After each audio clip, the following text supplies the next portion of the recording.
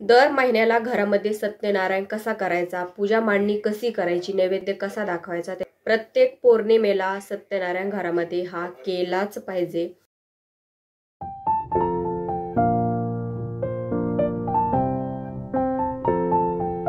अवधूत चिंतन श्री गुरुदेव दत्त श्री स्वामी समर्थ। एक नवीन व्हिडिओमध्ये सगळ्यांचं खूप खूप मनापासून स्वागत आहे।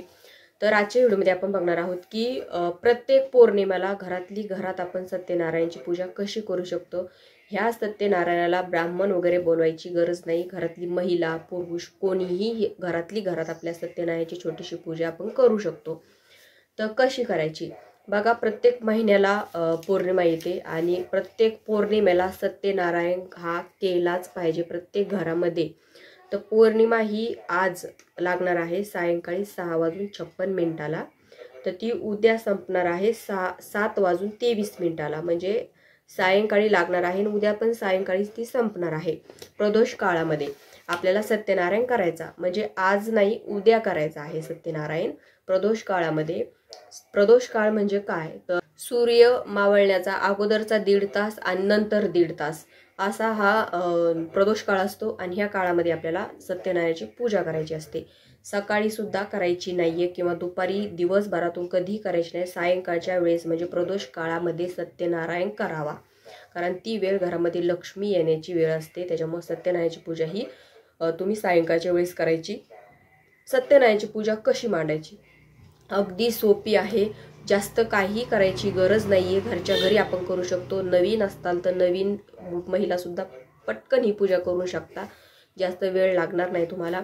तर तुम्हाला सर्वप्रथम सत्यनारायणचा फोटो लागणार आहे, तुमच्या घरामध्ये असेल तर तो घ्या, नाहीतर नवीन आणून घ्या।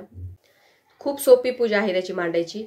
सत्यनारायणाचा फोटो असेल घरामध्ये तो घ्या, नाहीतर मग नवीन आणून घ्या, कारण हा सत्यनारायणाचा फोटो आपल्याला वारंवार कामी येणार आहे। 3 सुपाऱ्या, तांबड्या सुपाऱ्या आणायच्या 3, एक गणपतीची, एक कुलदेवीची आणि एक वरुण देवतेची, अशा 3 सुपाऱ्या आणायच्या तुम्हाला। त्याच्यानंतर घरामध्ये देवघरामध्ये आपल्या बाळकृष्णाची मूर्ती असते ती लागते। सत्यनारायणाची पोथी आणायची, ग्रंथ धार्मिक दुकानात केंद्रामार्फत कुठेही मिळून जातो तो आणायचा। बाकी काही आणायची गरज नाही। फुलं पानं ते तर आपल्याला लागतात कोणत्याही पूजेला, ते लागते तुम्हाला। तर फोटो घ्यायचा, स्वच्छ जागा पुसून घ्यायची अगोदर, त्याच्यानंतर चौरंगावरच मांडायची सहसा, कारण ती त्याच्यानंतर चौरंग स्वच्छ पुसून घ्यायचा, जागा स्वच्छ पुसून घ्यायची, खाली स्वस्तिक काढायचं, त्याच्यावर चौरंग मांडायचा, त्याच्यावर कोरं वस्त्र टाकायचं, त्याच्यानंतर सत्यनारायणाचा फोटो अष्टगंध हळदी कुंकू लावून हार घालून तिथे ठेवून द्यायचा। त्याच्यानंतर कलश घ्यायचा, कलशामध्ये अक्षदा हळदी कुंकू फूल पैशाचं नाणं किंवा सुपारी टाकायची।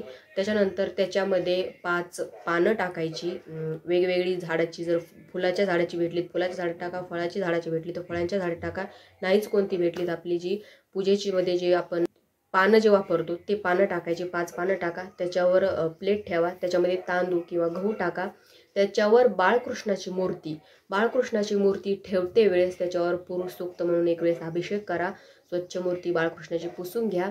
त्याच्यानंतर तिला वस्त्र वगैरे घालत असताल तुम्ही तर वस्त्र घाला आणि त्या प्लेटमध्ये ती ठेवून द्यायची आणि तो कलश त्या फोटो समोर खाली तांदूळ किंवा गहू टाकून तिथे ठेवून द्यायचा। आणि त्याच्यानंतर तो जी सत्यनारायणाची ग्रंथ आणलेला आहे तो ग्रंथ साईडला ठेवायचा, घंटी शंख, त्याच्यानंतर श्रीयंत्र तुमच्याकडं, कारण श्रीयंत्र अतिशय महत्त्वाचं आहे। तुमच्याकडं नसेल तर मग साधं आणून घ्या, 10-15 रुपयाला साधं पण श्रीयंत्र भेटतं, ते आणायचं, ते पूजेमध्ये मांडायचं। मोठं आपलं पितळेचं वगैरे असेल किंवा आता आपण जे चक्रराज यंत्र घेतलेले ते असेल तर ते पण सत्यनारायणाच्या पूजेमध्ये तुम्ही मांडा। त्याच्यानंतर बाकीची जी काही पूजेची मांडणी असते ती मांडायची आहे। श्रीयंत्र पूजेमध्ये ठेवायचं, त्याच्यानंतर श्रीयंत्राला कुंकुमार्चनची सेवा घ्यायची। बघा रोज नाही होत, कारण आपण काय होतं रोज नाही होत, आपण म्हणतो की शुक्रवारी करू, शुक्रवारी पण नाही होत आपल्याकडून।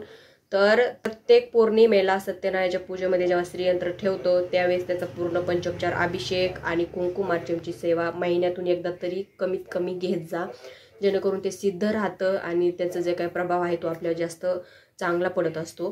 त्याच्यानंतर श्रीयंत्र ठेवायचं, त्याच्यानंतर पूजेमध्ये आपण जो काही प्रसाद करतो शिऱ्याचा, तो शिऱ्याचा प्रसाद ठेवायचा। पंचोपचार पूजा ज्या ग्रंथामध्ये दिलेली आहे तशीच करायची. पूजेमध्ये जे आपण पानं वापरतो ते जोडपान घ्यायचे, 3 जोडपान घ्यायचे. एका पानावर गणपतीची सुपारी, आपल्या उजव्या हाताला गणपती सुपारी ठेवायची, नंतर दुसरी सुपारी आपल्या कुलदेवतेची ठेवायची मधातली, आणि तिसरी सुपारी वरुण देवतेची ठेवायची. अशी मांडणी करायची. जोडपान ठेवते वेळेस देठ देवाकडे करायचा. त्याच्यानंतर अशी सुपाऱ्या ठेवल्यावर ही म्हणजे ही पूजेची मांडणी झाली तुमची. आता त्याच्यानंतर सुपारीच्या पूजा करायच्या. ग्रंथामध्ये पूर्ण पूजा कशी करायची पूर्ण त्याच्यामध्ये डिटेल दिलेली आहे गणपतीची पूजापासून. तर सेम तशीच पूजा करायची तिन्ही सुपाऱ्यांची. त्याच्यानंतर बाळकृष्णाची पूजा करायची. आपण अभिषेक करून त्याच्यामध्ये प्लेटमधनुसार ठेवलेला आहे, पण त्याची 3 सुपारीची पूजा झाल्यावर बाळकृष्णाची पुन्हा वेगळी अष्टगंध वगैरे लावून त्याची पूजा करायची. सुपाऱ्यांना तुम्हाला नैवेद्यासाठी छोट्या वाटीमध्ये खडीसाखर, साखर, प्रसाद ठेवायचा. फळं वगैरे असतील तर पूजामध्ये ते ठेवायचे. त्याच्यानंतर शिऱ्याचा प्रसाद तिथे खाली ठेवून द्यायचा. आणि पंचोपचार पूजा जशी ग्रंथामध्ये दिलेली आहे, गणपतीच्या पूजेपासून गणपतीची सुपारीची पूजा करायची, कुलदेवतेची, अशा तिन्ही सुपारीची पूजा झाली की बाळकृष्णाची परत पूजा करायची अष्टगंध वगैरे लावून. त्याच्यानंतर त्या ग्रंथामध्ये 5 अध्याय दिलेले आहेत, ते पूर्ण अध्याय वाचायचे. मराठीतून आहेत, अगदी सोपे आहेत, छोटे अध्याय आहेत, पूर्ण 5 वाचून घ्यायचे. त्याच्यानंतर आरती करून घ्यायची, पंचाआरती.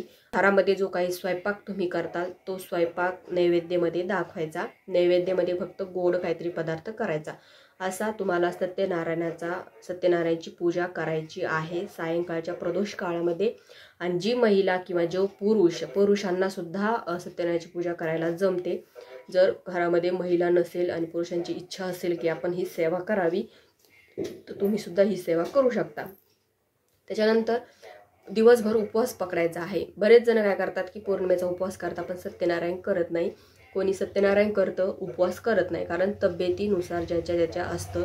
तर तुम्हाला होत असेल सहन तर तुम्ही उपवास दिवसभर पकडायचा. सायंकाळी प्रदोष काळामध्ये सत्यनारायणाची अशी पूजा करायची आणि आपला नंतर उपवास नैवेद्य वगैरे दाखवून उपवास सोडून घ्यायचा.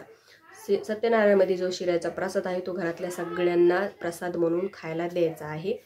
तर अशी खूप सोपी साधी सत्यनारायणाची पूजा तुम्हाला तुमच्या घरी पौर्णिमेला करायची आहे. नवीन असताल तर उद्याच्या पौर्णिमेपासून सुरू करू शकता तुम्ही.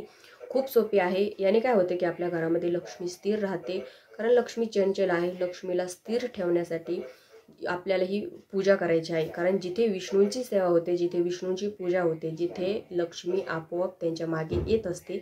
त्याच्यामुळे ही सत्यनारायणाची पूजा लक्ष्मीला आकर्षित करून घेण्यासाठी, लक्ष्मीला घरात स्थिर ठेवण्यासाठी, आपली आर्थिक परिस्थिती बिकट असेल, आर्थिक अडचण असेल, आपल्यावर कर्ज झालेलं असेल, त्याचबरोबर घरामध्ये काही पैसा टिकून राहत नसेल, तर त्याच्यासाठी ही सत्यनारायणाची पूजा सगळ्यात प्रभावी आहे.